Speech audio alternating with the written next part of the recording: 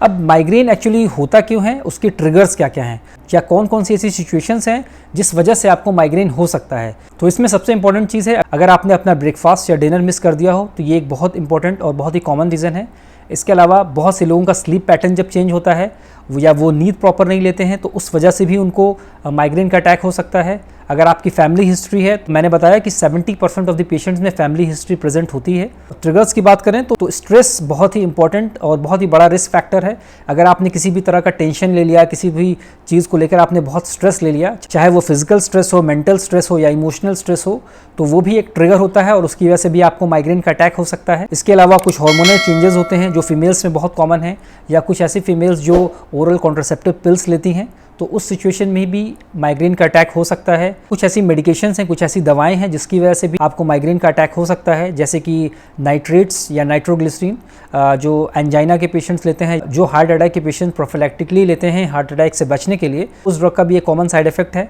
इसके अलावा रिसरपाइन एक ड्रग है जो साइकोसिस के पेशेंट्स लेते हैं, ये भी एक तरह का रिस्क फैक्टर होता है। रेनिटिडीन एक ड्रग है जो ज़्यादातर गैस्ट्रिक अल्सर के पेशेंट या हार्ट बर्न के पेशेंट या जिनको एसिडिटी या गैस की प्रॉब्लम रहती है, ये लेते हैं। भी एक मेडिकेशन है या दवा है जिसकी वजह से आपको माइग्रेन का अटैक हो सकता है। और एक बहुत ही इंपॉर्टेंट चीज़ है कि जितने भी पेन किलर्स या जितने भी हेडेक को ठीक करने के लिए जो मेडिकेशन यूज़ होते हैं, उसकी वजह से भी आपको माइग्रेन का अटैक हो सकता है। हालांकि ये दवा ज़्यादातर सर दर्द को ठीक करने के लिए ली जाती हैं, बट इन दवा की वजह से भी आपको माइग्रेन का अटैक हो सकता है अगर आप दवा प्रॉपर नहीं लेते हैं। अगर आप हफ्ते में कई डोजेज लेते हैं या ओवरडोज में ये दवा बहुत ज़्यादा ले लेते हैं और इन दवाओं की आपको आदत हो जाती है, तो जब ये दवा आप छोड़ते हैं तो उसकी वजह से भी एक रिबाउंड हेडेक होता है, उसकी वजह से भी आपको माइग्रेन का अटैक हो सकता है। इसको हम मेडिकल टर्म में रिबाउंड हेडेक कहते हैं।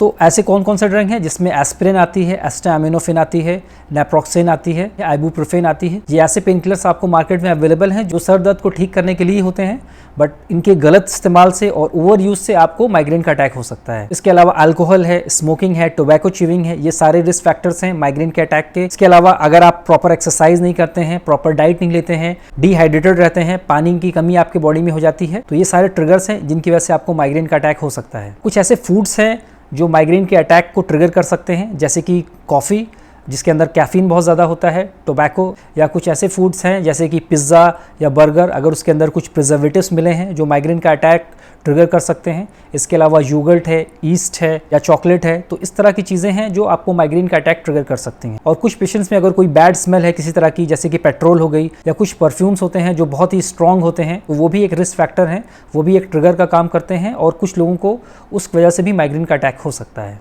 तो इस वीडियो में हमने डिस्कस किया कौन कौन से ऐसे ट्रिगर्स हैं जिसकी वजह से आपको माइग्रेन का अटैक हो सकता है। और नेक्स्ट वीडियो में हम डिस्कस करने वाले हैं कि माइग्रेन के ट्रीटमेंट ऑप्शंस क्या क्या हैं। अगर आपको माइग्रेन का एक्यूट अटैक हो जाता है, बहुत सीवियर पेन होता है, तो उस सिचुएशन में आपको क्या करना चाहिए, और माइग्रेन के अटैक से बचने के लिए कौन कौन से ड्रग्स, कौन कौन सी दवाएँ अवेलेबल हैं और उसको आप कैसे यूज़ कर सकते हैं। अगर ये वीडियो आपको इन्फॉर्मेटिव लगा हो, बेनिफिशियल लगा हो, अच्छा लगा हो, तो इस वीडियो को लाइक कर दीजिए, हमारे चैनल को सब्सक्राइब करिए और इस वीडियो को ज़्यादा से ज़्यादा लोगों को शेयर करिए ताकि बाकी लोग भी इसका फ़ायदा उठा सकें।